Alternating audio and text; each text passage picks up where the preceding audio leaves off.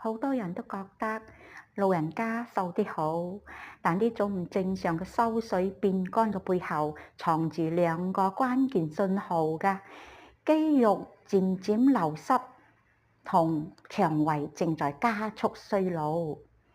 點樣可以令到肌膚老咗都唔縮水，仲越嚟越精神呢？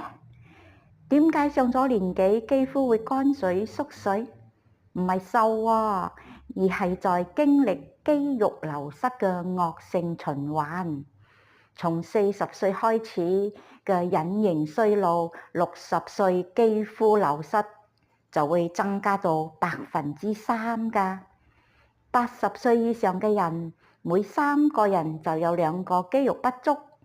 肌肉流失帶嚟嘅唔單止係變瘦，肌肉就如人體嘅大心臟，每一塊肌肉都係小發動機嚟㗎。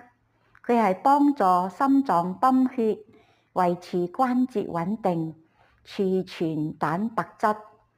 肌肉少咗，皮膚就會失去支撐，就會鬆弛，骨骼失去保護，更容易骨折，連免疫力都會下降㗎。